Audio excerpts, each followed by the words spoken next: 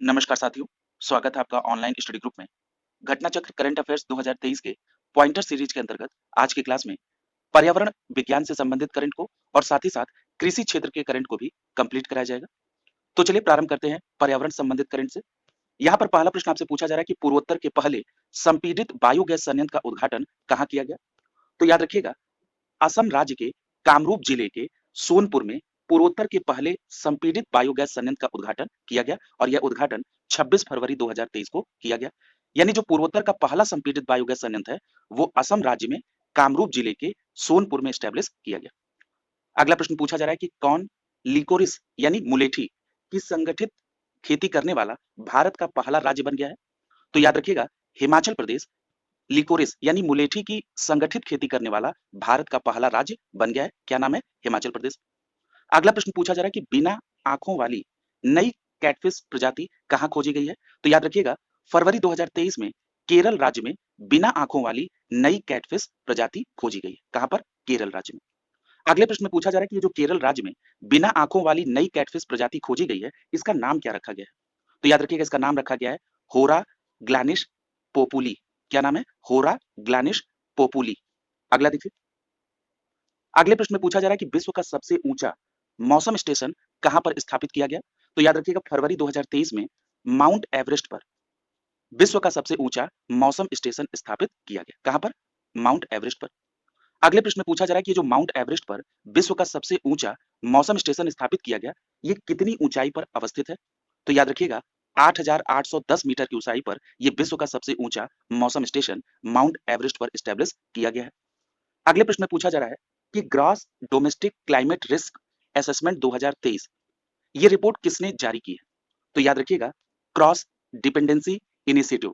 मैं फिर से रिपीट कर रहा हूं, क्रॉस डिपेंडेंसी इनिशिएटिव के द्वारा gross domestic climate risk assessment 2023 report 20 फरवरी 2023 को जारी की गई।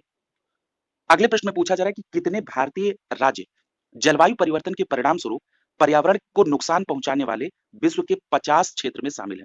तो याद रखिएगा, कुल 9 राज्य ऐसे हैं भारत में जो जलवायु परिवर्तन के परिणाम स्वरूप पर्यावरण को नुकसान पहुंचाने वाले विश्व के 50 क्षेत्रों में शामिल हैं। अब आइए उन 9 राज्यों के नाम को देखते हैं। सबसे पहले तो ये याद रखिएगा कि इन 9 राज्यों में उत्तर प्रदेश भी शामिल है। इसमें बिहार है, उत्तर प्रदेश, असम, राजस्थान, तमिलनाडु, महाराष्ट्र, गुजरात, पंजाब और केरल। ये 9 राज्य हैं जिनसे पर्यावरण को नुकसान पहुंच रहा है। अगला देखिए, अगले प्रश्न में पूछा जा रहा है कि इनमें कौन सा भारतीय राज्य शीर्ष पर है।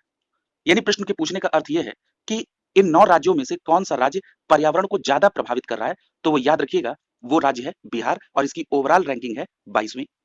अगर हम बात कर लें उत्तर प्रदेश की, तो उत्तर प्रदेश की रैंकिंग इसमें 25वीं है। क्लियर? यानी जो टॉप 50 क्षेत्र हैं जो पर्यावरण को ज्यादा प्रभावित कर रहे हैं, उसमें उत्तर प्रदेश का ओवरऑल रैंकिंग 25वां है। अगले प्रश्न में पूछा जा रहा है कि केरल के दूसरे राज्य जैव विविधता कांग्रेस का आयोजन कहाँ किया गया।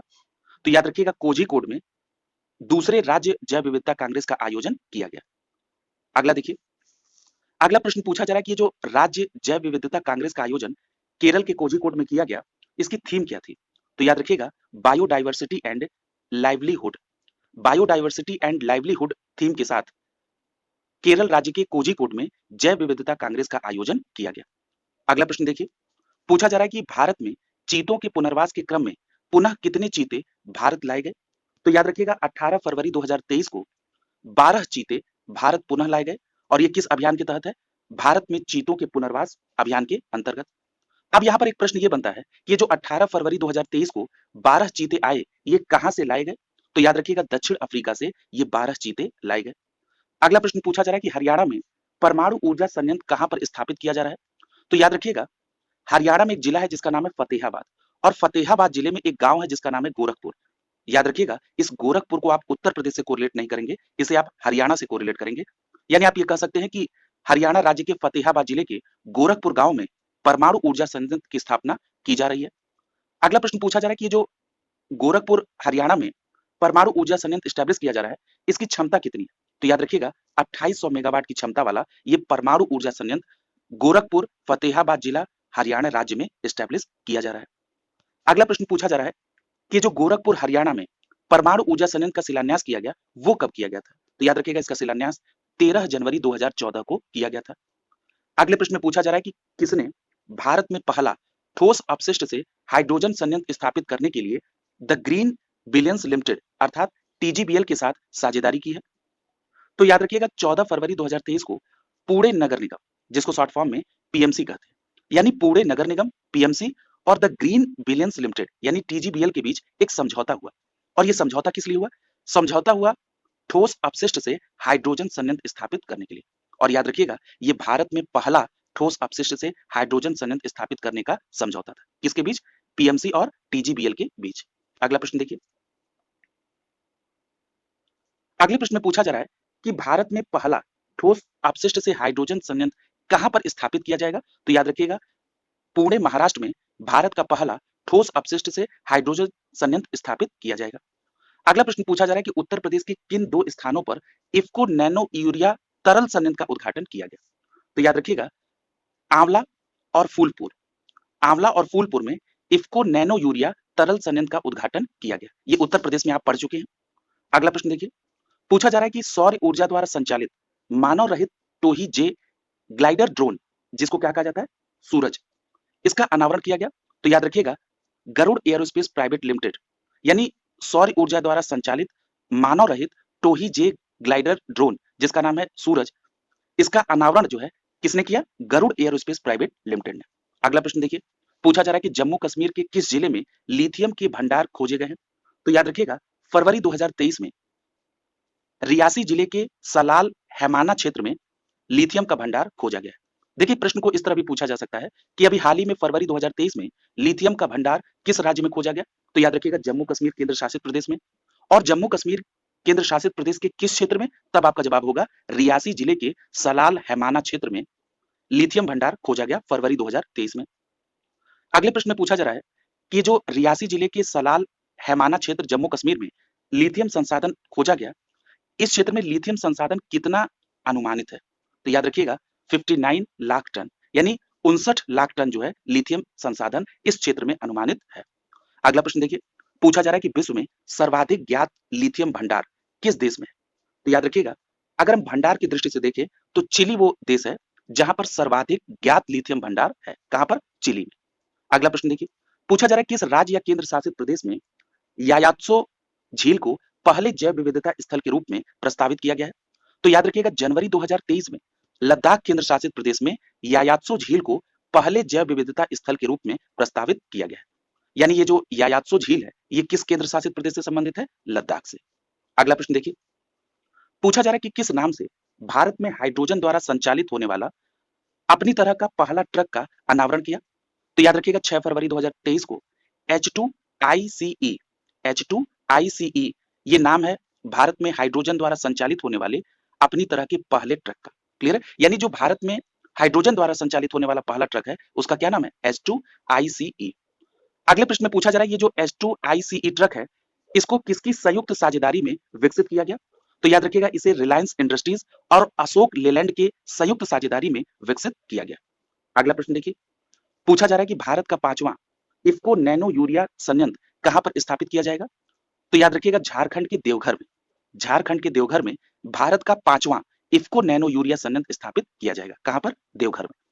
अगले प्रश्न में पूछा जा रहा है कि पहला नैनो यूरिया संयंत्र कहां स्थापित किया गया? तो याद रखिएगा गुजरात राज्य में पहला नैनो यूरिया संयंत्र स्थापित किया गया। अगला प्रश्न पूछा जा रहा है कि किस राज्य में अवस्थित गांधी सागर वन्य जीव अभ्यारण्य को चीतों के दूसरे निवास स्थान के रूप में विकसित करने की घोषणा की गई है? तो याद रखिएगा मध्य प्रदेश राज्य में गांधी सागर वन्य जीव अभ्यारण्य है और यहां पर चीतों के दूसरे निवास स्थान के रूप में विकसित करने की घोषणा की गई है। अगले प्रश्न में पूछा जा रहा है कि मध्य प्रदेश का वो कौन सा पार्क है जो चीतों का पहला निवास स्थान है? तो याद रखिएगा कूनो नेशनल पार्क ये मध्य प्रदेश में है और ये चीतों का पहला निवास स्थान है। यानी जो अभी दक्षिण अफ्रीका या उसके पहले नामीबिया से चीते लाए गए थे वो इसी कूनो नेशनल पार्क में रखे गए।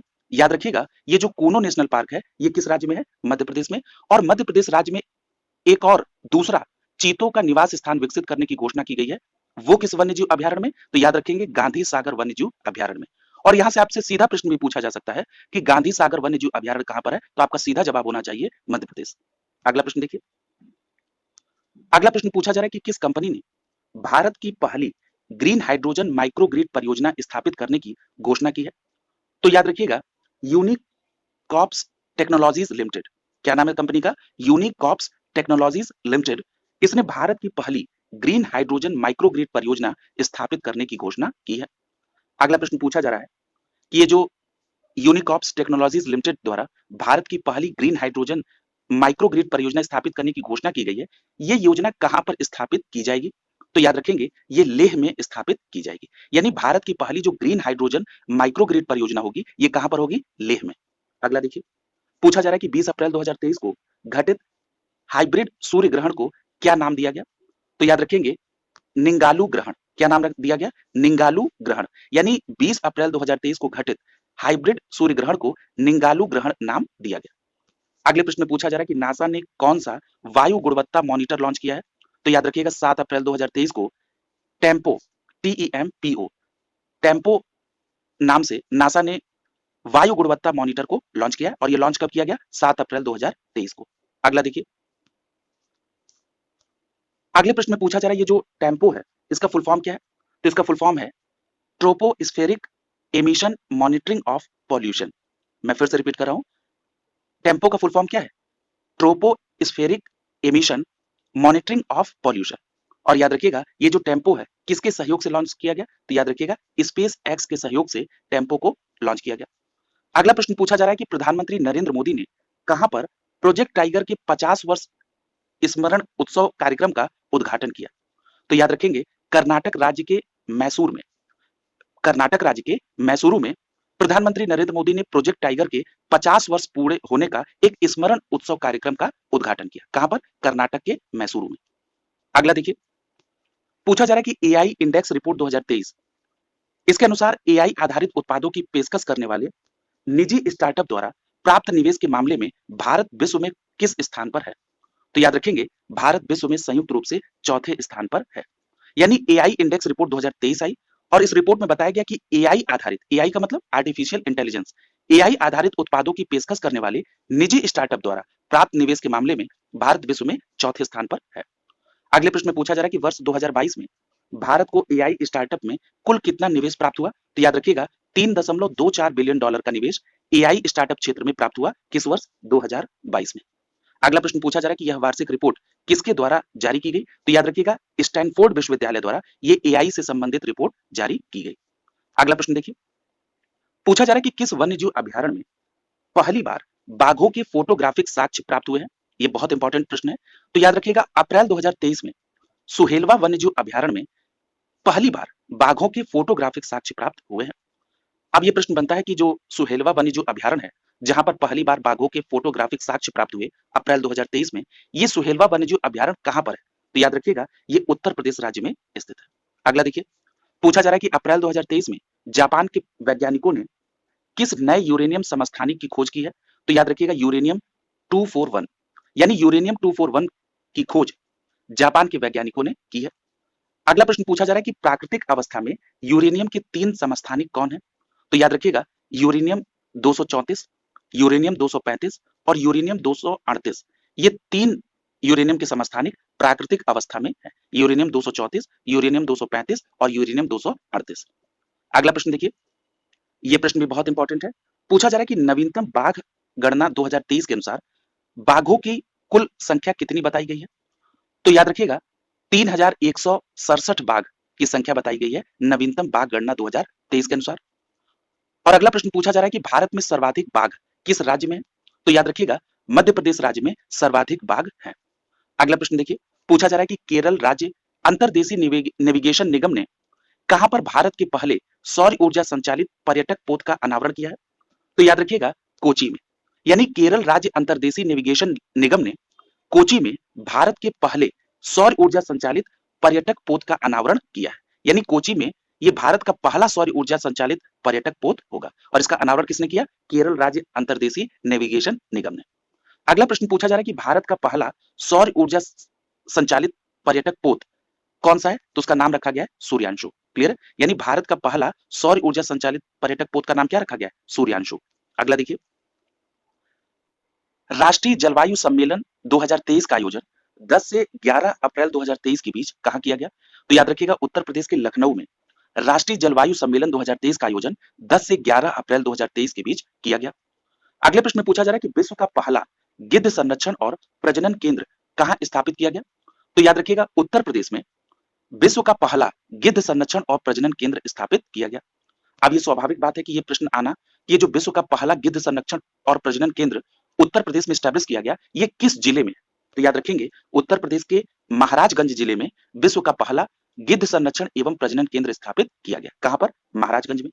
अगला प्रश्न पूछा जा रहा है किस देश ने रिमोट सेंसिंग एप्लीकेशन को सक्षम करने के लिए नैनो सैटेलाइट SAT-2 को लॉन्च किया है? तो याद रखिएगा संयुक्त अरब अमीरात ने अप्रैल 2023 में रिमोट सेंसिंग एप्लीकेशन को सक्षम करने के लिए नैनो सैटेलाइट SAT-2 को लॉन्च किया है। किसने? संयुक्त अरब अमीरात ने। अगला प्रश्न देखिए, पूछा जा रहा है कि प्रधानमंत्री नरेंद्र मोदी ने कितनी बड़ी बिल्ली प्रजातियों को बचाने के लिए इंटरनेशनल बिग कैट अलायंस यानी IBCA की शुरुआत की है? ये इंपॉर्टेंट प्रश्न है, कई बार प्रधानमंत्री महोदय इसकी चर्चा भी कर चुके हैं विभिन्न प्लेटफॉर्म पर। तो याद रखिएगा 7 बड़ी बिल्ली प्रजातियों को बचाने के लिए इंटरनेशनल बिग कैट अलायंस की शुरुआत की गई 9 अप्रैल 2023 को। अब ये जो 7 बिग कैट प्रजाति है, इसमें कौन कौन शामिल है? शेर है, बाघ, तेंदुआ, हिम तेंदुआ, प्यूमा, जगुआर और चीता। क्लियर? नाम याद रखेंगे, शेर, बाघ, तेंदुआ, हिम तेंदुआ, प्यूमा, जगुआर और चीता। अगला प्रश्न देखिए, अगले प्रश्न में पूछा जा रहा है कि किसने बैटरी एनर्जी स्टोरेज सिस्टम यानी BESS प्रोजेक्ट को लॉन्च किया है? तो याद रखिएगा 5 अप्रैल 2023 को इंडिया ग्रिड ट्रस्ट ने बैटरी एनर्जी स्टोरेज सिस्टम यानी BESS प्रोजेक्ट को लॉन्च किया है। अगले प्रश्न में पूछा जा रहा है कि ये जो इंडिया ग्रिड ट्रस्ट द्वारा बैटरी एनर्जी स्टोरेज सिस्टम को लॉन्च किया गया, ये लॉन्चिंग कहां से की गई, कहां पर की गई? तो याद रखिएगा महाराष्ट्र के धुले में बैटरी एनर्जी स्टोरेज सिस्टम को लॉन्च किया गया। अगला प्रश्न देखिए, पूछा जा रहा है कि केंद्र सरकार द्वारा अगले 5 वर्षों में कुल कितनी गीगावाट नवीकरणीय ऊर्जा क्षमता जोड़ने की घोषणा की गई? बहुत इंपॉर्टेंट प्रश्न है। याद रखिएगा 5 अप्रैल 2023 को 250 गीगावाट नवीकरणीय ऊर्जा क्षमता को जोड़ने की घोषणा केंद्र सरकार के द्वारा की गई। और ये जो 250 गीगावाट नवीकरणीय ऊर्जा क्षमता जोड़ी जाएगी, इसका लक्ष्य कब तक है? अगले 5 वर्षों के लिए। क्लियर? अगला प्रश्न देखिए, पूछा जा रहा है केंद्र सरकार द्वारा कितने नए परमाणु रिएक्टर की स्थापना की अनुमति प्रदान की गई? तो याद रखिएगा केंद्र सरकार द्वारा 10 नए परमाणु रिएक्टर स्थापित करने की अनुमति दी गई है। अगले प्रश्न में पूछा जा रहा है कि ये जो 10 नए परमाणु रिएक्टर स्थापित होंगे, जिनकी मंजूरी केंद्र सरकार द्वारा मिल चुकी है, ये किन राज्यों में स्थापित किए जाएंगे? तो याद रखिएगा ये जो 10 नए परमाणु रिएक्टर हैं, ये 4 राज्यों में स्थापित होंगे, कर्नाटक में, हरियाणा, मध्य प्रदेश और राजस्थान। कर्नाटक, हरियाणा, मध्य प्रदेश और राजस्थान। अगले प्रश्न में पूछा जा रहा है कि स्थापित किए जाने वाले इन रिएक्टरों की क्षमता कितनी होगी? तो याद रखिएगा 700 मेगावाट प्रत्येक की क्षमता होगी। अगला प्रश्न देखिए, पूछा जा रहा है कि कैल्टोरिस ब्रोमस सदाशिव किसकी खोज की गई उप प्रजाति है? तो याद रखिएगा तितली की, यानी तितली की नई उप प्रजाति है कैल्टोरिस ब्रोमस सदाशिव। क्या नाम है? कैल्टोरिस ब्रोमस सदाशिव। अगला देखिए, पूछा जा रहा है कि तितली की नई प्रजाति की खोज कहां पर की गई? ये महत्वपूर्ण प्रश्न है, तो याद रखिएगा केरल राज्य में तितली की इस नई प्रजाति की खोज की गई।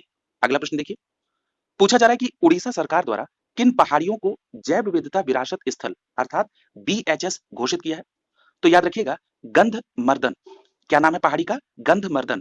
और ये पहाड़ी कहां पर है? उड़ीसा में। यहाँ पर देखिए सीधा प्रश्न भी आपसे पूछा जा सकता है कि हाल ही में चर्चा में रही गंधमर्दन पहाड़ी कहां पर है? तो याद रखेंगे उड़ीसा में। यानी उड़ीसा सरकार ने इस गंधमर्दन पहाड़ी को जैव विविधता विरासत स्थल घोषित किया है। अगला प्रश्न पूछा जा रहा है कि किस राज्य सरकार ने थान थाई पेरियार वन्यजीव अभ्यारण्य के गठन हेतु अधिसूचना जारी कर दी? तो याद रखिएगा मार्च 2023 में तमिलनाडु की राज्य सरकार ने थान थाई पेरियार वन्यजीव अभ्यारण्य के गठन की मंजूरी दे दी है। तो ये जो थान थाई पेरियार वन्यजीव अभ्यारण्य है, ये किस राज्य में है? तमिलनाडु में। अगला प्रश्न इसी से पूछा जा रहा है कोरिलेट करके कि ये जो थान थाई पेरियार वन्यजीव अभ्यारण्य जिसको तमिलनाडु में मंजूरी दे दी गई, अब तमिलनाडु में कुल कितने वन्यजीव अभ्यारण्य है? तो ये टोटल संख्या याद रखेंगे कि तमिलनाडु में 18 वन्यजीव अभ्यारण्य है। अगला प्रश्न देखिए, पूछा जा रहा है कि एशिया के सबसे बड़े 4 मीटर अंतरराष्ट्रीय लिक्विड मिरर टेलीस्कोप का उद्घाटन कहां किया गया? तो याद रखिएगा उत्तराखंड के देवस्थल में 21 मार्च 2023 को एशिया के सबसे बड़े 4 मीटर अंतरराष्ट्रीय लिक्विड मिरर टेलीस्कोप का उद्घाटन किया गया। कहां पर? उत्तराखंड के देवस्थल में। अगला प्रश्न देखिए, पूछा जा रहा है कि राष्ट्रीय समुद्र प्रौद्योगिकी संस्थान अर्थात NIOT ने कहां पर एक उत्सर्जन मुक्त विलवणीकरण संयंत्र स्थापित करने की घोषणा की है? तो याद रखेंगे लक्षद्वीप में।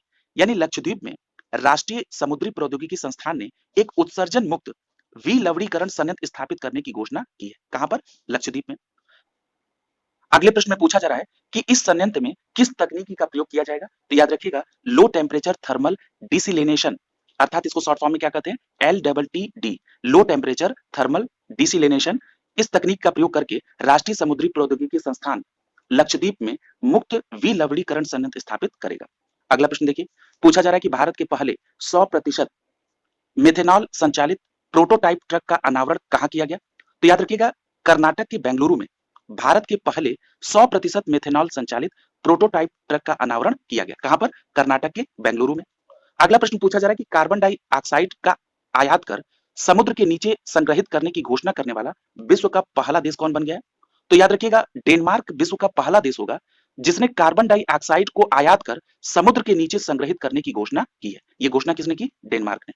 अगला प्रश्न देखिए, पूछा जा रहा है कि स्विस फर्म आईक्यू एयर द्वारा वर्ल्ड एयर क्वालिटी रिपोर्ट 2022 में वार्षिक औसत PM 2.5 सांद्रता की दृष्टि से भारत को विश्व में कौन सा स्थान दिया है?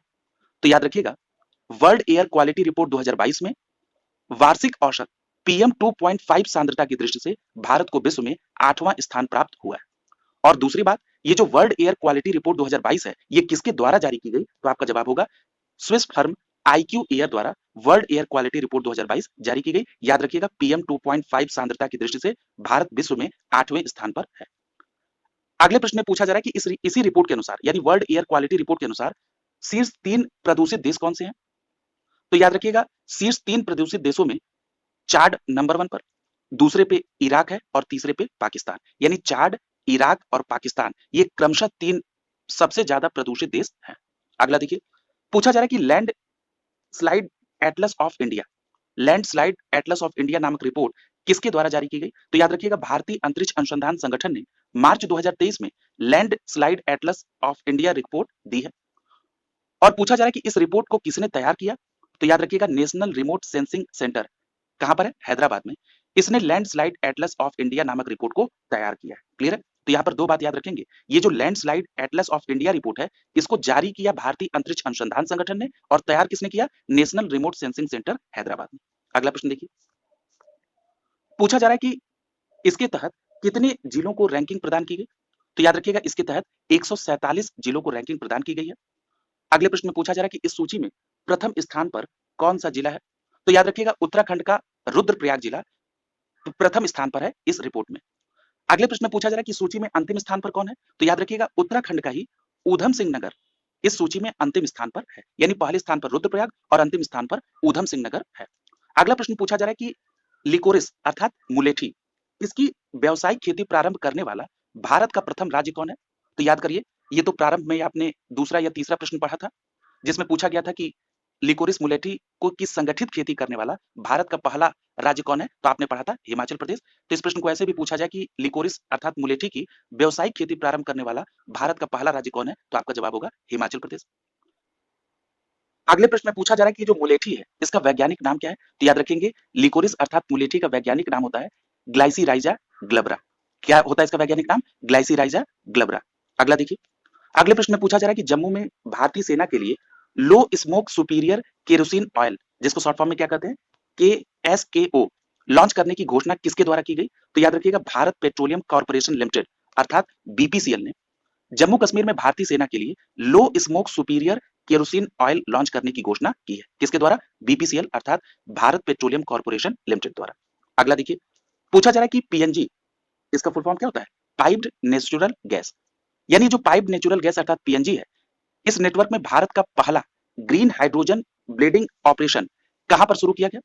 तो याद रखिएगा, गुजरात राज्य के सूरत के कवास में, यानी गुजरात राज्य के सूरत जिले में कवास स्थान पर PMG नेटवर्क में भारत का पहला ग्रीन हाइड्रोजन ब्लेडिंग ऑपरेशन शुरू किया गया। यानी भारत का पहला green hydrogen blending station operation कहां शुरू किया गया? कवास में। अगला देखिए, पूछा जा रहा है कि यह परियोजना किसके संयुक्त प्रयास से प्रारंभ की गई? तो याद रखिएगा, NTPC और गुजरात गैस लिमिटेड अर्थात GGL के संयुक्त प्रयास से प्रारंभ की गई। अगला प्रश्न पूछा जा रहा है कि किस राज्य ने अपने राजकीय पशु के संरक्षण के लिए पहल की शुरुआत की है? तो याद रखिएगा, तमिलनाडु राज्य ने अपने राजकीय पशु के संरक्षण के लिए 28 दिसंबर 2022 को पहल की शुरुआत की है। अब प्रश्न उठता है कि ये जो तमिलनाडु का राजकीय पशु है, इसका नाम क्या है? तो याद रखिएगा, नीलगिरी तहर। तमिलनाडु राज्य का राजकीय पशु क्या है? नीलगिरी तहर।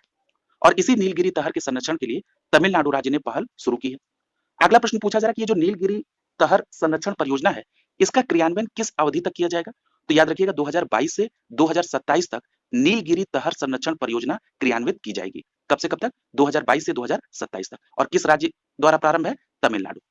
अगला प्रश्न पूछा जा रहा है कि समुद्रयान मिशन किस वर्ष तक पूरा करने का लक्ष्य है? तो याद रखिएगा समुद्रयान मिशन को 2026 तक पूरा करने का लक्ष्य है। कब तक? 2026 तक।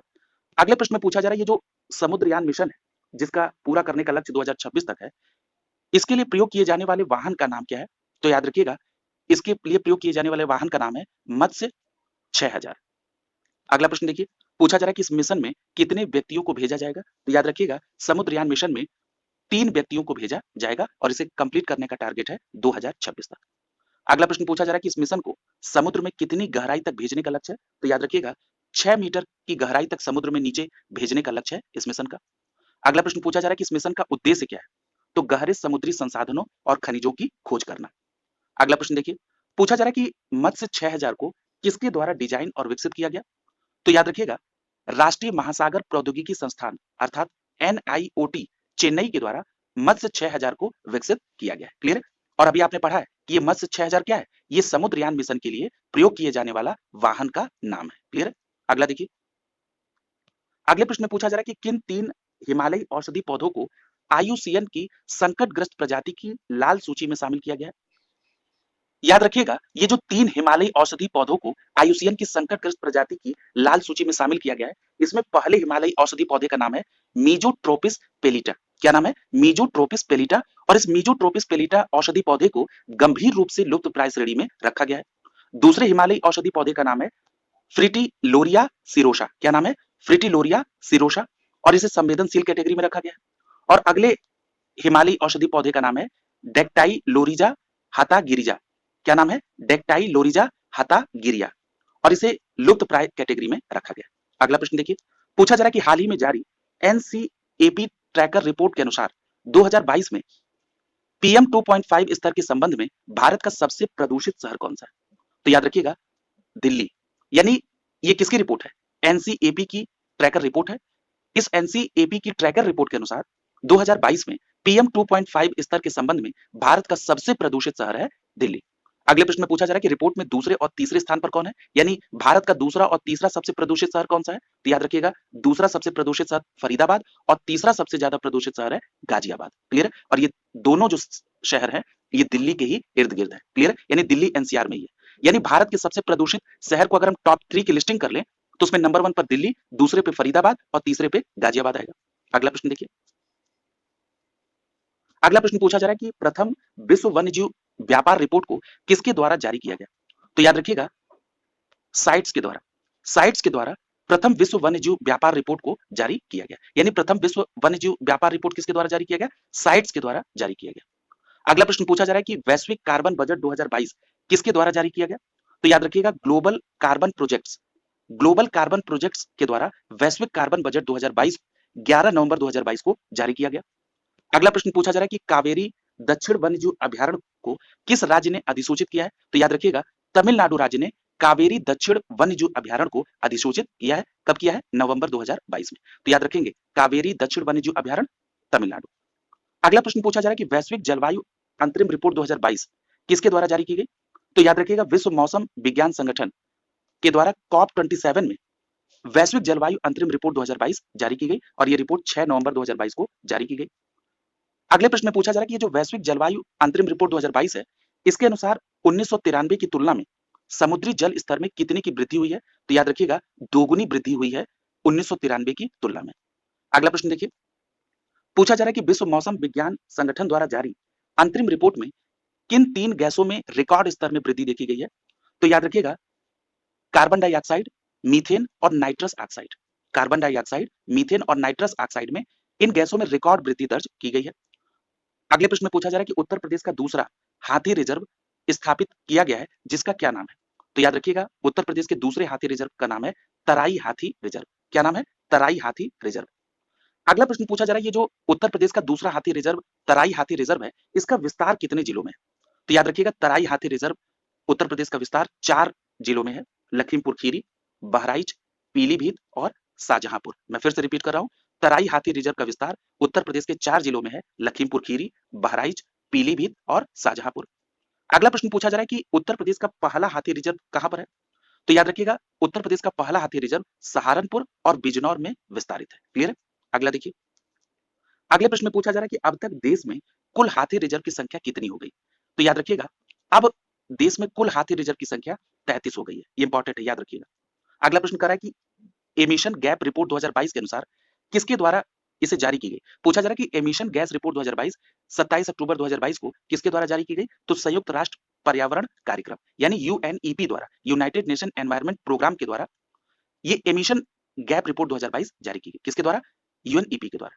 अगला प्रश्न पूछा जा रहा है, ये जो एमिशन गैप रिपोर्ट है 2022 की, इसका शीर्षक क्या है? तो याद रखिएगा, इसका शीर्षक है द क्लोजिंग विंडो। क्या शीर्षक है? The closing window. और याद रखिएगा, ये जो एमिशन गैप रिपोर्ट 2022 है, यूएनईपी के द्वारा जारी की गई, ये कौन सा संस्करण है? तो याद रखिएगा, ये 13वां संस्करण है। अगला देखिए, पूछा जा रहा है कि इस रिपोर्ट के अनुसार सर्वाधिक ग्रीन हाउस गैस उत्सर्जन करने वाले शीर्ष 3 देश कौन है? तो याद रखिएगा, इसमें पहले नंबर पे चीन है, दूसरे पे अमेरिका और तीसरे पे भारत है। यानी जो विश्व में ग्रीन हाउस गैस उत्सर्जन करने वाले टॉप 3 कंट्रीज हैं, उसमें नंबर 1 पर चीन, दूसरे पे अमेरिका और तीसरे पे भारत। आपसे प्रश्न इस तरह भी पूछा जा सकता है कि सर्वाधिक ग्रीन हाउस गैस उत्सर्जक राष्ट्र में भारत का कौन सा स्थान है? तो आपका जवाब होगा तीसरा। अगला प्रश्न पूछा जा रहा है कि प्रति व्यक्ति उत्सर्जन में भारत का स्थान। तो याद रखिएगा, अगर प्रति व्यक्ति उत्सर्जन में पूछा जाए तो भारत का स्थान 8वां है। अगला प्रश्न पूछा जा रहा है कि किन 2 भारतीय समुद्री तटों को ब्लू फ्लैग प्रमाण पत्र प्रदान किया गया? तो याद रखिएगा, 26 अक्टूबर 2022 को ठुंडी तट, मिनीकॉय तथा कदमत तट को ब्लू फ्लैग प्रमाण पत्र मिला है। तो याद रखेंगे, ठुंडी तट, मिनीकॉय और कदमत तट को ब्लू फ्लैग प्रमाण पत्र मिला है। और याद रखिएगा, ये दोनों तट लक्षद्वीप में है। क्लियर? अगला देखिए, अगले प्रश्न में पूछा जा रहा है कि भारत में अब तक कुल कितने समुद्री तटों को ब्लू फ्लैग प्रमाण पत्र मिल चुका है? तो याद रखिएगा, भारत के कुल 12 समुद्री तटों को ब्लू फ्लैग प्रमाण पत्र मिल चुका है और अभी हाल ही में लक्षद्वीप के ठुंडी तट, मिनीकॉय और कदमत तट को ब्लू फ्लैग प्रमाण पत्र मिला है। अगला देखिए, अगले प्रश्न में पूछा जा रहा है कि सर्बियाई वैज्ञानिकों ने विटल की नई प्रजाति का नाम किस टेनिस खिलाड़ी के नाम पर रखा है? तो याद रखिएगा, सर्बिया के एक टेनिस खिलाड़ी हैं जिनका नाम है नोवाक जोकोविच। तो इन्हीं नोवाक जोकोविच के नाम पर सर्बियाई वैज्ञानिकों ने विटल की नई प्रजाति का नाम रखा है। तो यहाँ पर सीधे पे प्रश्न बनता है कई बार कि नोवाक जोकोविच जो कि एक टेनिस खिलाड़ी है, किस देश से संबंधित है? तो याद रखिएगा, सर्बिया के, और इन्हीं के नाम पर विटल की नई प्रजाति का नाम रखा गया है। अगले प्रश्न आपसे पूछा जा रहा है कि जो विटल की नई प्रजाति है, इसका क्या नाम रखा गया? तो याद रखिएगा, विटल की नई प्रजाति का नाम डुवेलियस डोकोविची है। क्या नाम है? डुवेलियस डोकोविची। क्लियर है? याद रखेंगे। अगला देखिए, अगले प्रश्न में पूछा जा रहा है कि लिविंग प्लेनेट रिपोर्ट 2022 के अनुसार वर्ष 1970 से वन्य जीव आबादी में कितनी गिरावट दर्ज की गई है? तो याद रखिएगा, लिविंग प्लेनेट रिपोर्ट 2022 के अनुसार 1970 से वन्य जीव आबादी में लगभग 69% की गिरावट दर्ज की गई है। अगला प्रश्न में पूछा जा रहा है कि इस रिपोर्ट को किसके द्वारा जारी किया गया? तो याद रखिएगा, world wide fund for nature, world wide fund for nature के द्वारा लिविंग प्लेनेट रिपोर्ट 2022 अक्टूबर 2022 में जारी की गई। देखिए, यहाँ पर कई बार आपसे WWF का भी फुल फॉर्म पूछा गया है। तो याद रखेंगे, WWF का फुल फॉर्म क्या होता है? World wide fund for nature, world wide fund for nature. और इसी world wide fund for nature अर्थात WWF ने लिविंग प्लेनेट रिपोर्ट 2022 जारी की। अगला प्रश्न देखिए, पूछा जा रहा है कि किस राज्य सरकार ने विलुप्त प्राय जीव स्लेंडर लोरिस के लिए भारत के पहले वन अभ्यारण्य को गठित करने की अधिसूचना जारी की है? तो याद रखिएगा, तमिलनाडु भारत के पहले अभ्यारण्य किसके लिए? विलुप्त प्राय जीव स्लेंडर लोरिस के लिए। क्लियर है? इसने अधिसूचना जारी की है। यानी अगर एक लाइन में इसको समराइज कर दें तो तमिलनाडु की राज्य सरकार द्वारा लुप्त प्राय जीव स्लेंडर लोरिस के लिए भारत के पहले अभ्यारण्य के गठन करने की अधिसूचना जारी कर दी गई है। अगला देखिए, अगले प्रश्न में पूछा जा रहा है कि इस अभ्यारण्य का क्या नाम रखा गया है? तो याद रखिएगा, इस अभ्यारण्य का नाम रखा गया है कदाबुर स्लेंडर लोरिस अभ्यारण्य। तो यहाँ पर सीधा प्रश्न आपसे बन सकता है कि कदाबुर स्लेंडर लोरिस अभ्यारण्य किस राज्य में है? तो आपका सीधा जवाब क्या हो जाएगा? तमिलनाडु। अगला प्रश्न पूछा जा रहा है कि इसका विस्तार तमिलनाडु के किन जिलों में है? तो याद रखिएगा, कदाबुर स्लेंडर लोरिस अभ्यारण्य का विस्तार तमिलनाडु के 2 जिलों में है। एक है करूर और दूसरा है डिंडीगुल। यानी करूर और डिंडीगुल जिलों में, जो कि तमिलनाडु के जिले हैं, यहाँ पर कदाबुर स्लेंडर लोरिस अभ्यारण्य है। और ये लगभग कितने एरिया में है? तो 11,806.56 हेक्टेयर। ये एरिया का कोई आंकड़ा बहुत इंपॉर्टेंट नहीं है, बस इसको एक बार आप सुन लीजिए। अगला देखिए, अगले प्रश्न में पूछा जा रहा है कि कोनो राष्ट्रीय उद्यान और अन्य उपयुक्त निर्दिष्ट क्षेत्र में चीता पुनर्वास निगरानी हेतु किस कार्यदल का गठन किया गया? तो याद रखिएगा 7 अक्टूबर 2022 को चीता टास्क फोर्स का गठन किया गया और ये जो चीता टास्क फोर्स है ये कूनो राष्ट्रीय उद्यान और इसके अतिरिक्त अन्य उपयुक्त निर्दिष्ट क्षेत्र में जहां पर चीतों के पुनर्वास की व्यवस्था की गई है उसकी निगरानी करेगा। कौन? चीता टास्क फोर्स। अगले प्रश्न में पूछा जा रहा है कि कूनो राष्ट्रीय उद्यान किस राज्य में है? तो अभी चर्चा हुई है, कूनो राष्ट्रीय उद्यान मध्य प्रदेश में है। अगला प्रश्न देखिए, पूछा जा रहा है कि भारत का पहला 4.20 मेगावाट पवन टरबाइन जनरेटर कहां पर स्थापित किया गया? तो याद रखिएगा 5 अक्टूबर 2022 को तमिलनाडु के तिरुनेलवेली में भारत का पहला 4.20 मेगावाट पवन टरबाइन जनरेटर स्थापित किया गया। अगला प्रश्न पूछा जा रहा है कि विश्व का सबसे बड़ा सफारी पार्क किस राज्य में विकसित किया गया? तो याद रखिएगा हरियाणा में विश्व का सबसे बड़ा सफारी पार्क विकसित किया जा रहा है। क्लियर? कहां पर? हरियाणा में। अगला प्रश्न देखिए, प्रधानमंत्री नरेंद्र मोदी द्वारा विश्व के पहले सीएनजी टर्मिनल की आधारशिला कहां रखी गई? तो याद रखिएगा गुजरात के भावनगर में, यानी गुजरात के भावनगर में विश्व के पहले सीएनजी टर्मिनल की आधारशिला रखी गई प्रधानमंत्री नरेंद्र मोदी के द्वारा। अगला प्रश्न पूछा जा रहा है किस राज्य ने देश के 53वें बाघ अभ्यारण्य के गठन की अधिसूचना जारी की है? तो याद रखिएगा 27 सितंबर 2022 को उत्तर प्रदेश राज्य ने देश के 53वें बाघ अभ्यारण्य के गठन की अधिसूचना जारी की है। अगले प्रश्न में पूछा जा रहा है कि ये जो देश का 53वां बाघ अभ्यारण्य है जिसकी अधिसूचना उत्तर प्रदेश राज्य द्वारा की गई, इसका नाम क्या है? तो याद रखिएगा इस बाघ अभ्यारण्य का नाम है रानीपुर बाघ अभ्यारण्य। यानी ये जो रानीपुर बाघ अभ्यारण्य है ये देश का 53वां बाघ अभ्यारण्य है जो कि उत्तर प्रदेश राज्य में है। यहाँ पर एक प्रश्न ये बनता है कि जो रानीपुर बाघ अभ्यारण्य है ये उत्तर प्रदेश के किस जिले में है? तो याद रखिएगा उत्तर प्रदेश के चित्रकूट जिले में रानी बाघ अभ्यारण्य है जो कि देश का 53वां बाघ अभ्यारण्य हुआ है। अगला प्रश्न देखिए, पूछा जा रहा है कि नए बाघ अभ्यारण्य की अधिसूचना के बाद उत्तर प्रदेश में बाघ अभ्यारण्य की संख्या कितनी हो गई है? तो याद रखिएगा उत्तर प्रदेश में बाघ अभ्यारण्य की संख्या 4 हो गई है। क्लियर है? और ये रानीपुर बाघ अभ्यारण्य देश का कौन सा है, किस क्रम का है? 53वां। अगला देखिए, पूछा जा रहा है कि भारत का पहला हिमस्खलन निगरानी रडार कहां पर स्थापित किया गया? तो याद रखिएगा सिक्किम राज्य में भारत का पहला हिमस्खलन निगरानी रडार स्थापित किया गया। अगला देखिए, पूछा जा रहा है कि इस रडार की स्थापना किसके द्वारा की गई? तो याद रखिएगा भारतीय सेना एवं रक्षा भू सूचना विज्ञान एवं अनुसंधान संगठन द्वारा, यानी डीजीआरआई द्वारा। तो याद रखेंगे भारतीय सेना और रक्षा भू सूचना विज्ञान और अनुसंधान प्रतिष्ठान डीजीआरआई द्वारा भारत का पहला हिमस्खलन निगरानी रडार सिक्किम राज्य में स्थापित किया गया। अगला प्रश्न देखिए, पूछा जा रहा है कि किस राज्य सरकार द्वारा देश के पहले डुगोंग संरक्षण रिजर्व की स्थापना की अधिसूचना जारी की गई? तो याद रखिएगा 21 सितंबर 2022 को तमिलनाडु राज्य सरकार द्वारा देश के पहले डुगोंग संरक्षण रिजर्व की अधिसूचना जारी की गई। तो एक लाइन में इसको अगर हम समराइज कर दें तो तमिलनाडु राज्य सरकार द्वारा देश के पहले डुगोंग संरक्षण रिजर्व की स्थापना की अधिसूचना 21 सितंबर 2022 को जारी की गई। अगला प्रश्न पूछा जा रहा है कि यह किस खाड़ी में अवस्थित है? तो याद रखिएगा ये पाक की खाड़ी में अवस्थित है। अगले प्रश्न में पूछा जा रहा है ये डुगोंग क्या है? तो याद रखिएगा डुगोंग शाकाहारी स्तनपायी जलीय जीव है। डुगोंग शाकाहारी स्तनपायी जलीय जीव है। अगला प्रश्न पूछा जा रहा है कि ये जो डुगोंग है ये वन्य जीव अभ्यारण्य अधिनियम 1972 की किस सूची के तहत संरक्षित है? तो याद रखिएगा डुगोंग वन्य जीव संरक्षण अधिनियम 1972 की अनुसूची 1 में संरक्षित है। अगले प्रश्न में पूछा जा रहा है कि किस जूलॉजिकल पार्क को भारत का सर्वश्रेष्ठ चिड़ियाघर घोषित किया गया? तो याद रखिएगा पश्चिम बंगाल राज्य में Padmaja Naidu Himalayan zoological park है और ये पश्चिम बंगाल के किस जगह पर है? दार्जिलिंग में। तो आप इस तरह से कह सकते हैं कि पश्चिम बंगाल की दार्जिलिंग में Padmaja Naidu Himalayan zoological park को भारत का सर्वश्रेष्ठ चिड़ियाघर घोषित किया गया है। क्लियर है? किसको? Padmaja Naidu Himalayan zoological park को।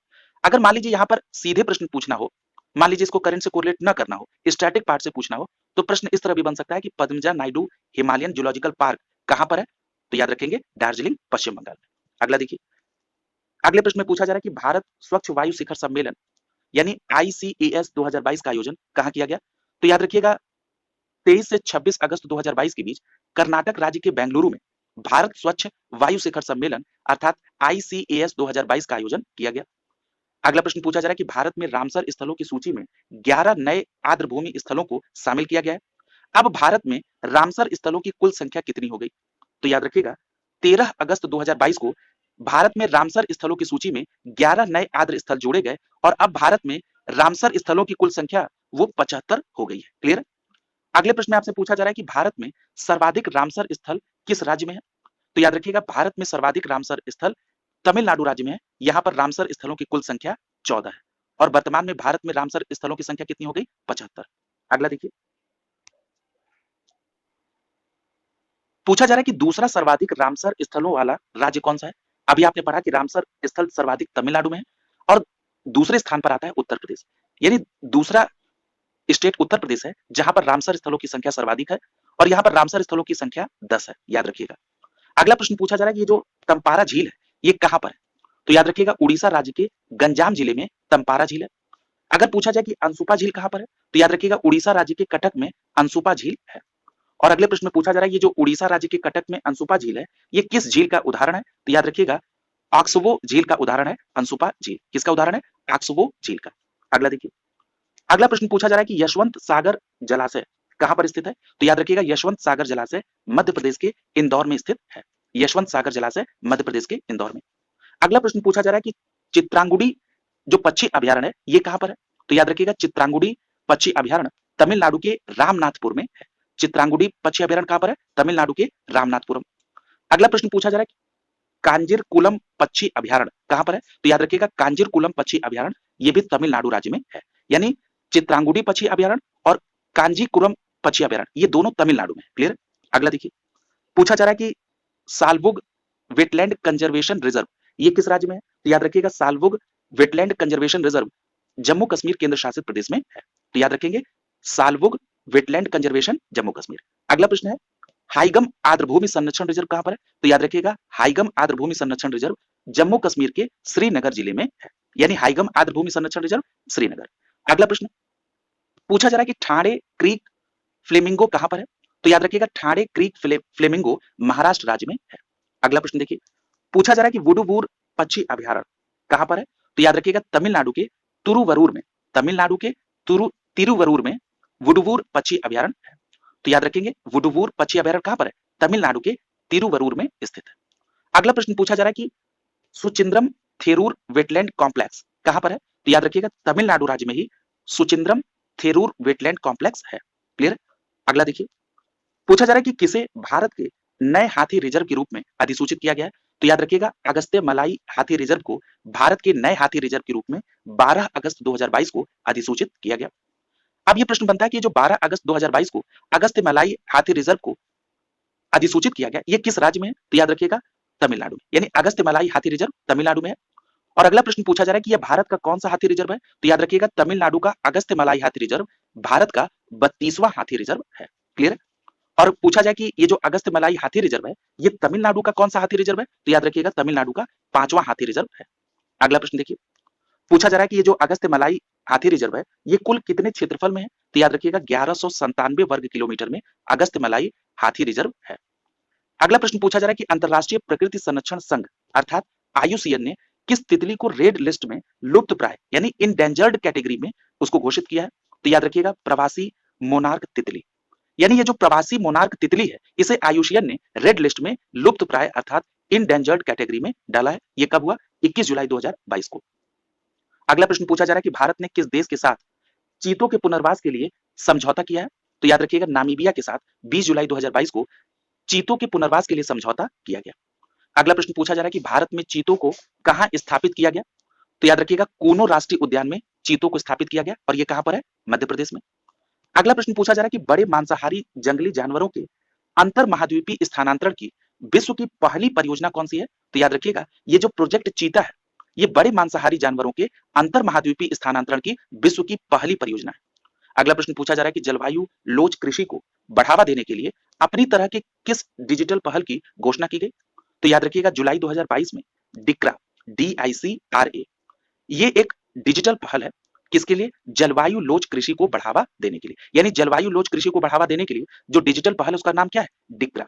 अगला देखिए, अगला प्रश्न पूछा जा रहा है कि इस पहल की घोषणा किसके द्वारा की गई, यानी ये जो डिक्रा DICRA पहल है ये किसके द्वारा लॉन्च की गई या किसके द्वारा घोषणा की गई, तो याद रखिएगा यूएनडीपी और तेलंगाना सरकार ने। क्लियर, यूएनडीपी और तेलंगाना सरकार ने डिक्रा पहल की घोषणा की।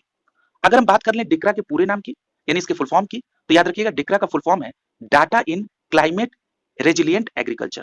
क्या है फुल फॉर्म डिक्रा का, data in climate resilient agriculture.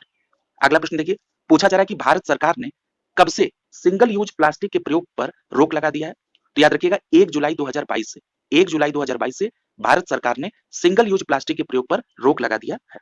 अगला देखिए, अगला प्रश्न पूछा जा रहा है कि पतले प्लास्टिक बैग पर प्रतिबंध लगाने वाला पहला देश कौन है?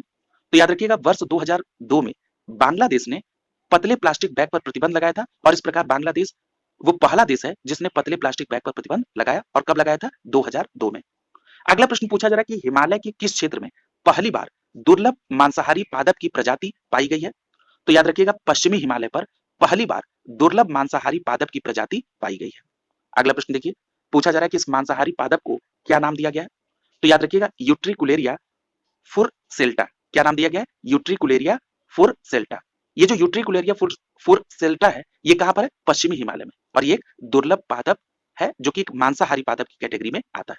अगला देखिए, पूछा जा रहा है कि कौन सा राज्य पक्षियों की अपनी क्षेत्रीय लाल सूची जारी करेगा? तो याद रखिएगा केरल राज्य ऐसा है जो पक्षियों की अपनी क्षेत्रीय लाल सूची को जारी करेगा।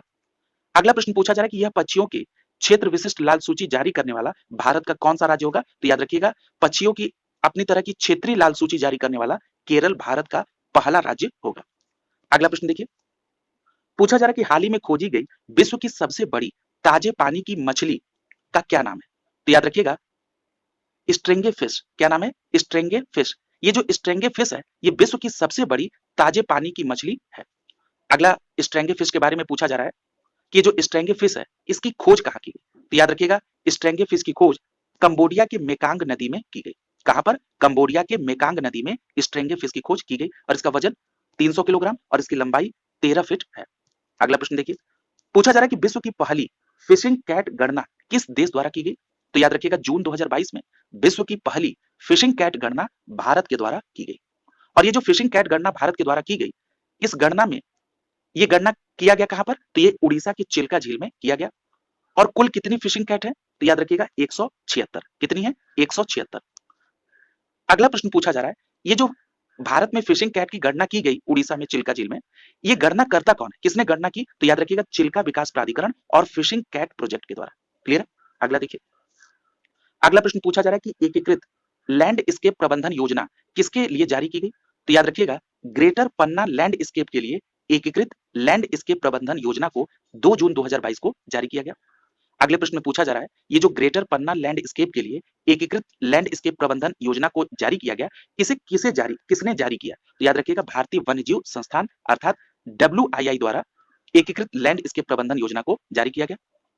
अगले प्रश्न में पूछा जा रहा है कि यह किस परियोजना से संबंधित है? तो याद रखिएगा यह केन बेतवा लिंक परियोजना से संबंधित है। अगला प्रश्न देखिए, पूछा जा रहा है कि हाल ही में खोजे गए विश्व के सबसे बड़े पौधे का क्या नाम है?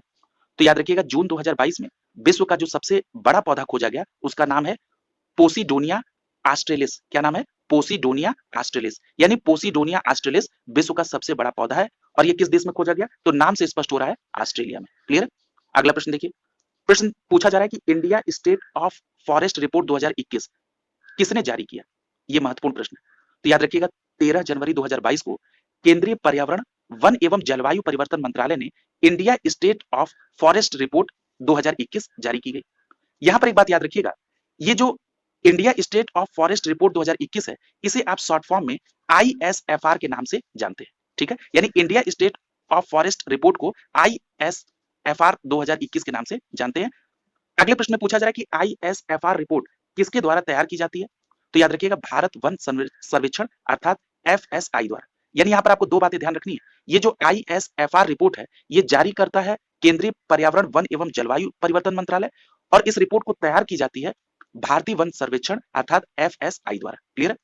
देखिए अब इसी नाम की चर्चा होगी ISFR, तो जब भी मैं ISFR बोलूंगा तो इसका मतलब है India state of forest report. अगला प्रश्न देखिए, पूछा जा रहा है कि भारत में कुल वनावरण और वृक्षावरण कितना है? तो याद रखिएगा भारत में कुल वनावरण और वृक्षावरण है 80.9 मिलियन हेक्टेयर। और ये किसके अकॉर्डिंग बात हो रही है? तो ये बात हो रही है ISFR 2021 के अकॉर्डिंग। क्लियर है? भारत में कुल वनावरण और वृक्षावरण कितना है? 80.9 मिलियन हेक्टेयर। और यदि हम देश के कुल भौगोलिक क्षेत्रफल में अगर प्रतिशत के आधार पर इसकी स्थिति देखें तो ये देश के कुल भौगोलिक क्षेत्र का 24.62% है। यानी हम एक लाइन में ये कह सकते हैं कि भारत में कुल वनावरण और वृक्षावरण देश के कुल भौगोलिक क्षेत्र का 24.62% है, जो कि 80.9 मिलियन हेक्टेयर के बराबर है।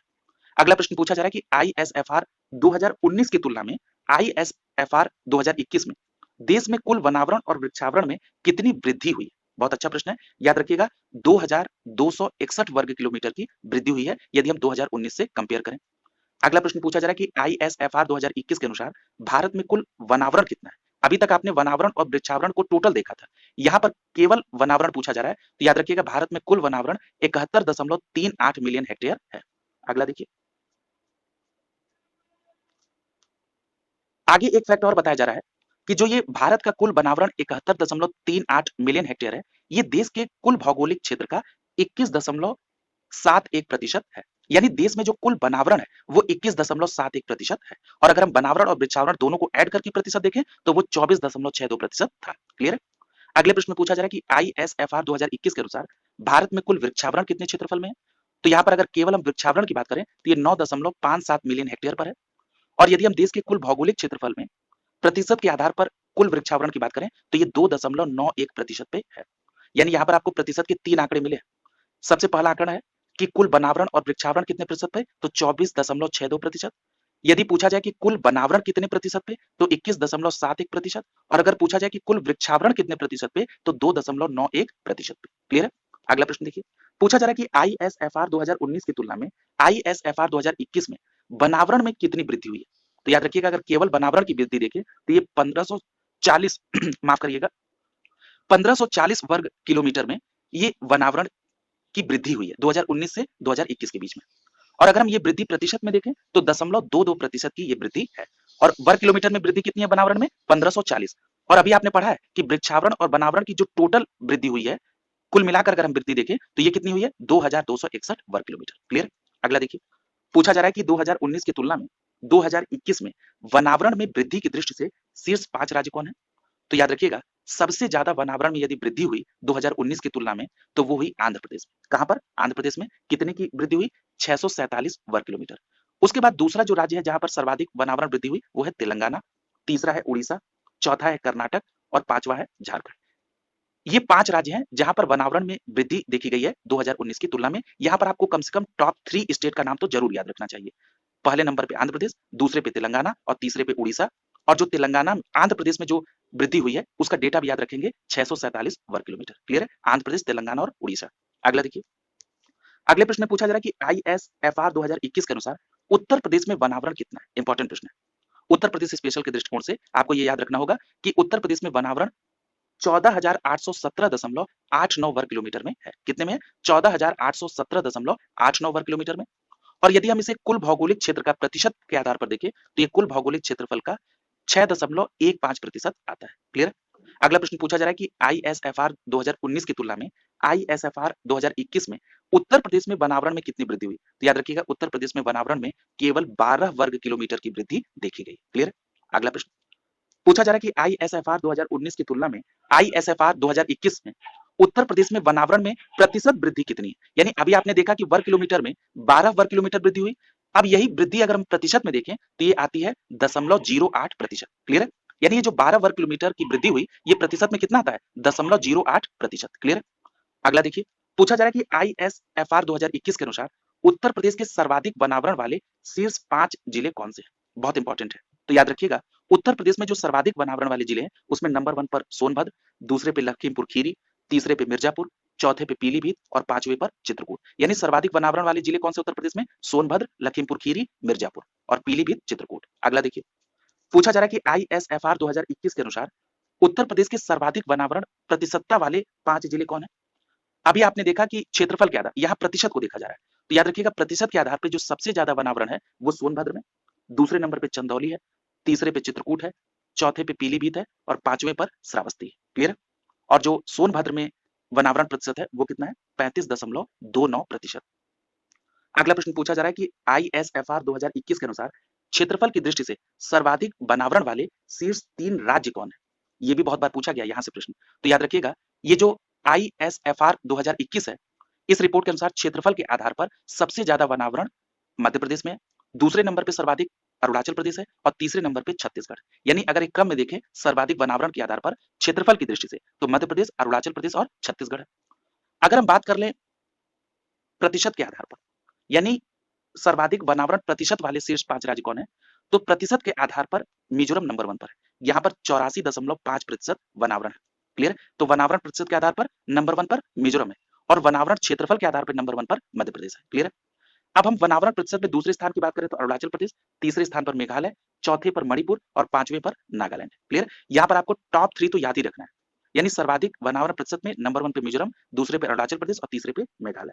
अगला देखिए, पूछा जा रहा है कि आईएसएफआर 2021 के अनुसार, देखिए जब मैं आईएसएफआर कह रहा हूं तो इसका मतलब क्या है, India state of forest report. Clear. 2021 के अनुसार कितने राज्य और केंद्र शासित प्रदेश में उनके भौगोलिक क्षेत्रफल का 33% से अधिक क्षेत्रफल पर वन आच्छादित है। तो याद रखिएगा, टोटल 17 ऐसे राज्य और केंद्र शासित प्रदेश हैं जहां पर उनके भौगोलिक क्षेत्रफल का 33% से अधिक भाग वन आच्छादित है। क्लियर। अगला प्रश्न देखिए, पूछा जा रहा है कि कितने राज्य और केंद्र शासित प्रदेश में उनके भौगोलिक क्षेत्रफल का 75% से अधिक क्षेत्र वन आच्छादित है। तो ऐसे राज्यों और केंद्र शासित प्रदेशों की संख्या मात्र 5 है। अब इसमें कौन कौन से राज्य और केंद्र शासित प्रदेश है जहां पर 75% से अधिक वन क्षेत्र है? तो इसमें लक्षद्वीप है, मिजोरम है, अंडमान एवं निकोबार है, अरुणाचल प्रदेश है और मेघालय है। क्लियर है। अगला प्रश्न देखिए, पूछा जा रहा है कि देश में कुल मैंग्रोव क्षेत्रफल कितने प्रतिशत है?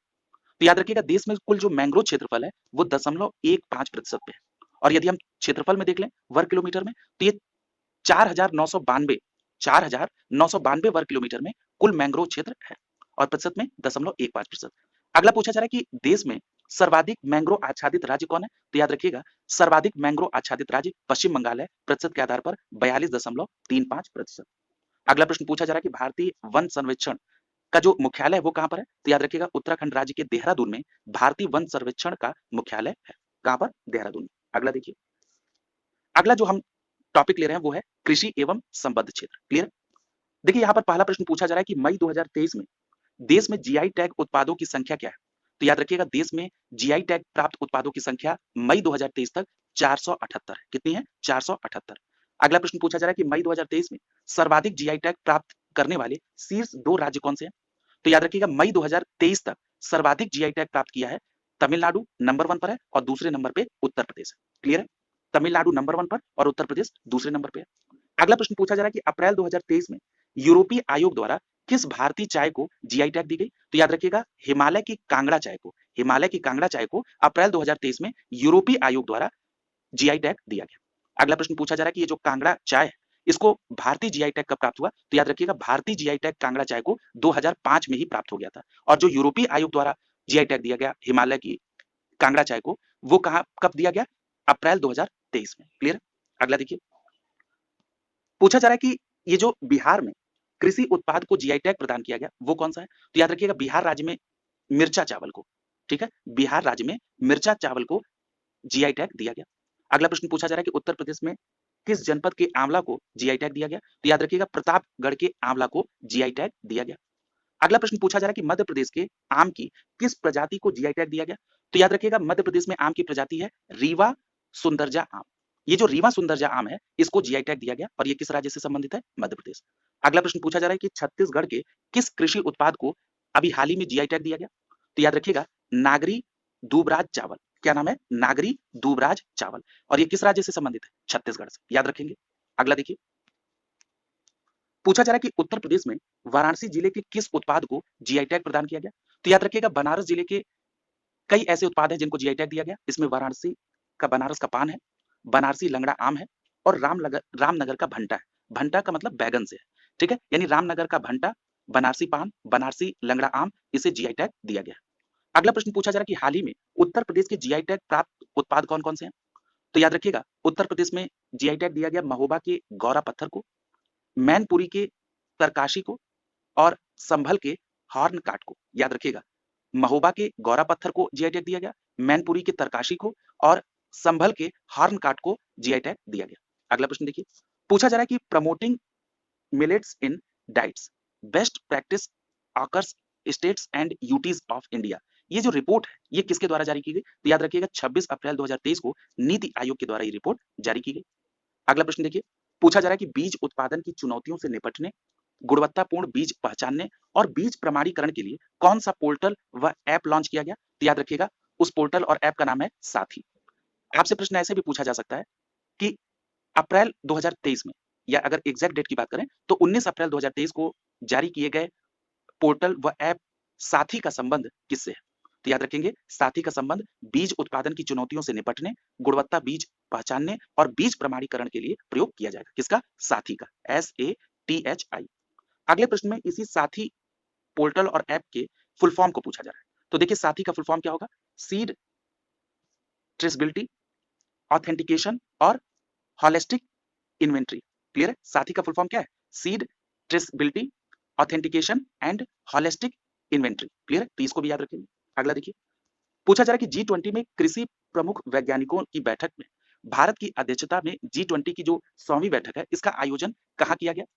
तो याद रखिएगा, ये जो कृषि प्रमुख वैज्ञानिकों की बैठक हुई, ये 17 से 19 अप्रैल 2023 के बीच हुई और ये जो G20 के कृषि वैज्ञानिकों की बैठक हुई, ये वाराणसी में संपन्न की गई।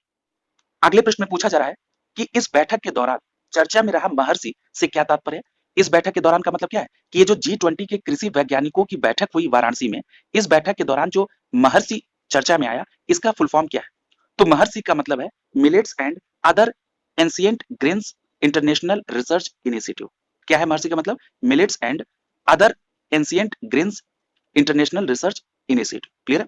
अगला देखिए, अगले प्रश्न में पूछा जा रहा है कि आयातकों, मिल मालिकों, जमाकर्ताओं, व्यापारियों आदि जैसी संस्थाओं द्वारा जमा किए गए तूर यानी अरहर दाल के भंडारण की निगरानी के लिए किसकी अध्यक्षता में समिति का गठन किया गया? तो याद रखिएगा श्रीमती निधि खरे, यानी श्रीमती निधि खरे जी की अध्यक्षता में एक समिति का गठन किया गया और ये समिति निगरानी करेगी किस चीज की?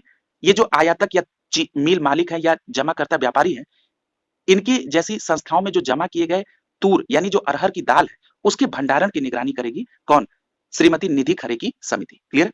अगला देखिए, पूछा जा रहा है कि वैश्विक बाजरा सम्मेलन का आयोजन कहाँ किया गया? तो याद रखिएगा वैश्विक बाजरा सम्मेलन का आयोजन 18 से 19 मार्च 2023 के बीच नई दिल्ली में किया गया। ये जो वैश्विक बाजरा सम्मेलन है कब हुआ? 18 से 19 मार्च 2023 को नई दिल्ली में। अगला देखिए, अगले प्रश्न में पूछा जा रहा है कि संयुक्त राष्ट्र द्वारा 2023 को किस वर्ष के रूप में घोषित किया गया? तो याद रखिएगा अंतरराष्ट्रीय कदन्न वर्ष यानी अंतरराष्ट्रीय मोटे अनाज का वर्ष घोषित किया गया है। क्लियर? तो याद रखेंगे अंतरराष्ट्रीय मोटे अनाज के वर्ष के रूप में 2023 को संयुक्त राष्ट्र द्वारा घोषित किया गया। अगले प्रश्न में पूछा जा रहा है कि रेशम उत्पादकों हेतु रेशम कीट बीमा योजना शुरू करने वाला भारत का पहला राज्य कौन है? तो याद रखिएगा उत्तराखंड राज्य ने रेशम उत्पादकों के लिए रेशम कीट बीमा योजना की शुरुआत की है और इस प्रकार की योजना को शुरू करने वाला उत्तराखंड भारत का पहला राज्य है। अगला देखिए, पूछा जा रहा है कि एकीकृत बागवानी विकास मिशन के तहत कृषि एवं किसान कल्याण मंत्रालय द्वारा बागवानी फसलों के लिए कितने उत्कृष्टता केंद्र को मंजूरी दी गई? तो याद रखिएगा 3 उत्कृष्टता केंद्र को मंजूरी दी गई जो कि बागवानी फसलों के लिए उत्कृष्टता केंद्र होंगे। क्लियर? अगला देखिए, और ये किस मिशन के तहत दी गई? एकीकृत बागवानी विकास मिशन के तहत। अगला प्रश्न देखिए, पूछा जा रहा है कि कमलम के लिए उत्कृष्टता केंद्र कहाँ स्थापित होगा? तो याद रखिएगा ये जो कमलम ड्रैगन फ्रूट है, इसके लिए जो उत्कृष्टता केंद्र होगा वो कर्नाटक के बेंगलुरु में स्थापित किया जाएगा। क्लियर? अगला देखिए, पूछा जा रहा है कि आम और सब्जियों के लिए उत्कृष्टता केंद्र कहाँ होगा? तो याद रखिएगा उड़ीसा के जाजपुर में, उड़ीसा के जाजपुर में आम और सब्जियों के लिए उत्कृष्टता केंद्र होगा। अगले प्रश्न में पूछा जा रहा है कि सब्जियों और फूलों के लिए उत्कृष्टता केंद्र कहाँ होगा? तो याद रखिएगा गोवा के पोंडा में, गोवा के पोंडा में सब्जियों और फूलों के लिए उत्कृष्टता केंद्र होगा। अगला प्रश्न पूछा जा रहा है कि दूसरी भारत चावल कांग्रेस का आयोजन कब और कहां किया गया? तो याद रखिएगा ये जो दूसरी भारतीय चावल कांग्रेस है, इसका आयोजन 11 से 14 फरवरी 2023 के बीच राष्ट्रीय चावल अनुसंधान संस्थान अर्थात NRRI कटक उड़ीसा में किया गया। तो देखिए यहां से एक सीधा प्रश्न भी बन सकता है स्टैटिक पार्ट से, पूछा जा सकता है कि राष्ट्रीय चावल अनुसंधान संस्थान अर्थात NRRI कहां पर है? तो आपका जवाब होगा कटक उड़ीसा में। और यहीं पर दूसरी भारतीय चावल कांग्रेस का आयोजन 11 से 14 फरवरी 2023 के बीच हुआ। अगला प्रश्न पूछा जा रहा है, ये जो दूसरी भारतीय चावल कांग्रेस का आयोजन कटक उड़ीसा में हुआ, इसकी थीम क्या थी? इसकी थीम थी transforming rice research, transforming rice research, recent scientific development and global food crisis. मैं फिर से रिपीट कर रहा हूं थीम का नाम। दूसरे भारतीय चावल कांग्रेस की थीम थी transforming rice research, recent scientific development and global food crisis. अगला देखिए, पूछा जा रहा है कि दूसरी भारतीय चावल कांग्रेस का उद्घाटन किसके द्वारा किया गया? तो याद रखिएगा राष्ट्रपति द्रौपदी मुर्मू के द्वारा 11 फरवरी 2023 को दूसरे भारतीय चावल कांग्रेस का उद्घाटन किया गया। अगला प्रश्न बहुत इंपॉर्टेंट है, पूछा जा रहा है कि ये जो श्री अन्न है, याद रखिएगा ये जो मोटे अनाज है इनके लिए एक नाम यूज किया जाता है श्री अन्न। अगर आपसे पूछा जाए कि श्री अन्न का संबंध किससे है, तो ये मोटे अनाज से संबंधित है, पहली बात। दूसरी बात, ये जो श्री अन्न है अर्थात मोटा अनाज है, इसका ब्रांड एम्बेसडर किसे नियुक्त किया गया? तो याद रखिएगा एक जनजाति महिला है, उनका नाम है लहरी बाई जी, यानी लहरी बाई जी को श्री अन्न अर्थात मोटे अनाज के लिए ब्रांड एम्बेसडर नियुक्त किया गया, किसको? लहरी बाई जी को। क्लियर? अगला देखिए, पूछा जा रहा है कि इनका संबंध किस स्थान से है। तो याद रखिएगा, ये जो लहरी बाई जी है, जिनको मोटे अनाज का ब्रांड एम्बेसडर बनाया गया है, ये मध्य प्रदेश में एक जगह है जिसका नाम है डिंडौरी। मध्य प्रदेश के डिंडौरी की रहने वाली है लहरी बाई। क्लियर? अगला देखिए, अगला प्रश्न पूछा जा रहा है कि 15 से 17 सितंबर 2023 के बीच 14वीं वर्ल्ड स्पाइस कांग्रेस का आयोजन कहाँ किया जाएगा? तो याद रखिएगा, महाराष्ट्र के नवी मुंबई में 14वें वर्ल्ड स्पाइस कांग्रेस का आयोजन किया जाएगा। और यह आयोजन कब होगा? 15 से 17 सितंबर 2023 के बीच। कहां पर? नवी मुंबई, महाराष्ट्र में। अगला प्रश्न देखिए, पूछा जा रहा है कि पशु आनुवांशिक संसाधन यानी एजीआर पर अंतर सरकारी तकनीकी कार्य समूह अर्थात आईटीडब्ल्यूजी का आयोजन कहां किया गया? तो याद रखिएगा, 18 से 20 जनवरी 2023 के बीच रोम में पशु आनुवांशिक संसाधन पर अंतर सरकारी तकनीकी कार्य समूह का आयोजन किया गया। कहां पर? रोम में। अगला प्रश्न पूछा जा रहा है कि ये जो आईटीडब्ल्यूजी है यानी अंतर सरकारी तकनीकी कार्य समूह है, इसके 12वें सत्र में किस देश को उपाध्यक्ष बनाया गया? तो याद रखिएगा, इसके 12वें सत्र में उपाध्यक्ष भारत को बनाया गया।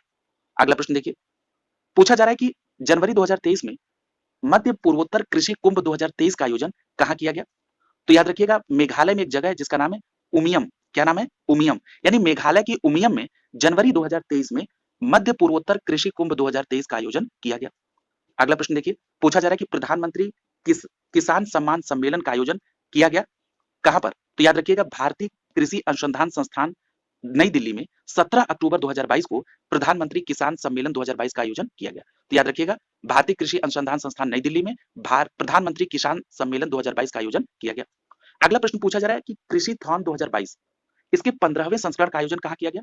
तो याद रखिएगा, महाराष्ट्र के नासिक में कृषि थॉन 2022 के 15वें संस्करण का आयोजन किया गया। कहां पर? महाराष्ट्र के नासिक में। अगला प्रश्न पूछा जा रहा है, ये जो महाराष्ट्र के नासिक में कृषि थॉन 2022 जो कि 15वां संस्करण था, इसका आयोजन कब से कब तक किया गया? तो याद रखिएगा, 24 से 28 नवंबर 2022 के बीच। अगला प्रश्न पूछा जा रहा है कि भारत की पहली निजी कृषि मंडी कहां स्थापित की जाएगी? तो याद रखिएगा, महाराष्ट्र राज्य के नासिक जिले में डिंडोरी में। कहां पर? डिंडोरी में। महाराष्ट्र राज्य के नासिक जिले के डिंडोरी में भारत की पहली निजी कृषि मंडी स्थापित की जाएगी। याद रखेंगे, बहुत इंपॉर्टेंट है ये। अगला प्रश्न देखिए, पूछा जा रहा है कि इंडिया एग्री बिजनेस अवार्ड 2022 किसे प्रदान किया गया? तो याद रखिएगा, राष्ट्रीय मात्स्यिकी विकास बोर्ड को इंडिया एग्री बिजनेस अवार्ड 2022 दिया गया। अगले प्रश्न में पूछा जा रहा है कि 18 अक्टूबर 2022 को भारत सरकार द्वारा विपणन सत्र 2023-24 के लिए गेहूं का न्यूनतम मूल्य कितना निर्धारित किया गया? यानी जो एमएसपी निर्धारित की गई है 2023-24 के लिए गेहूं की, जो कि 18 अक्टूबर 2022 को निर्धारित की गई, कितनी है? 2125 रुपए प्रति क्विंटल। यानी गेहूं का एमएसपी आपको क्या याद रखना है? 2125 रुपए प्रति क्विंटल। याद रखिएगा। अगला देखिए, पूछा जा रहा है कि विपणन सत्र 2023-24 के लिए जौ, चना, मसूर के लिए जो न्यूनतम एमएसपी है यानी न्यूनतम समर्थन मूल्य है यानी एमएसपी है, न्यूनतम यानी मिनिमम सपोर्ट प्राइस, ये क्या निर्धारित है? तो देखिए, जौ के लिए 1735 रुपए प्रति क्विंटल, चना के लिए 5335 रुपए प्रति क्विंटल और मसूर के लिए 6000 रुपए प्रति क्विंटल ये निर्धारित किया गया है एमएसपी। किस विपणन वर्ष के लिए? 2023-24 के लिए। बहुत इंपॉर्टेंट है। और अभी आपने गेहूं के लिए देखा था 2125 रुपए प्रति क्विंटल। यहां मैं फिर से रिपीट कर रहा हूं, जौ के लिए 1735 रुपए प्रति क्विंटल, चना के लिए 5335 रुपए प्रति क्विंटल और मसूर के लिए 6000 रुपए प्रति क्विंटल एमएसपी निर्धारित की गई है विपणन सत्र 2023-24 के लिए। अगला प्रश्न देखिए, पूछा जा रहा है कि विपणन सत्र 2023-24 के लिए रेपसीड और मस्टर्ड का न्यूनतम समर्थन मूल्य क्या घोषित किया गया? तो याद रखिएगा, रेपसीड और मस्टर्ड का न्यूनतम समर्थन मूल्य 5450 रुपए निर्धारित किया गया। याद रखेंगे। अगला देखिए, पूछा जा रहा है कि कदन्न सम्मेलन 2022 यानी मिलेट कॉन्क्लेव 2022 का आयोजन कहां किया गया? ये भी इंपॉर्टेंट है। याद रखिएगा, 26 से 27 अगस्त 2022 के बीच कर्नाटक के रायचूर में। कहां पर? कर्नाटक के रायचूर में मिलेट्स कॉन्क्लेव 2022 यानी कदन्न सम्मेलन 2022 यानी मोटे अनाज का जो सम्मेलन है 2022, वो कर्नाटक के रायचूर में हुआ। और कब से कब तक? तो 26 और 27 अगस्त 2022 के बीच। अगले प्रश्न में पूछा जा रहा है कि ये जो रायचूर कर्नाटक में मिलेट्स कॉन्क्लेव 2022 हुआ यानी कदन्न सम्मेलन 2022 यानी मोटे अनाज का जो सम्मेलन हुआ, इसमें थीम क्या रखी गई थी? तो इसकी थीम थी making many millets magnets, making many millets entrepreneurs. Clear है? Making many millets magnets, making many millet entrepreneurs. ये याद रखेंगे, थीम बहुत पूछी जाती है। अगला प्रश्न पूछा जा रहा है कि किस केंद्रीय मंत्रालय के द्वारा एक राष्ट्र एक उर्वरक योजना की घोषणा की गई? तो याद रखिएगा, 24 अगस्त 2022 को रसायन एवं उर्वरक मंत्रालय के द्वारा एक राष्ट्र एक उर्वरक योजना को घोषणा की गई। अगला प्रश्न पूछा जा रहा है कि यह योजना किसके तहत लागू की गई? तो याद रखिएगा ये जो एक राष्ट्र एक उर्वरक योजना है, ये प्रधानमंत्री भारतीय जन उर्वरक परियोजना के तहत लागू की गई। किसके तहत? प्रधानमंत्री भारतीय जन उर्वरक परियोजना। अगला देखिए, पूछा जा रहा है कि इस योजना के तहत सभी उर्वरक ब्रांड किस नाम से जाने जाएंगे? तो याद रखिएगा भारत ब्रांड के नाम से इस योजना के तहत सभी उर्वरक ब्रांड जाने जाएंगे। क्लियर है? यानी सभी उर्वरक जो है वो भारत ब्रांड के नाम से जाने जाएंगे। किस योजना के तहत बात हो रही है? तो ये बात की जा रही है एक राष्ट्र एक उर्वरक योजना, जो कि प्रधानमंत्री भारतीय जन उर्वरक परियोजना के तहत लाई गई। तो ये याद रखेंगे भारत ब्रांड।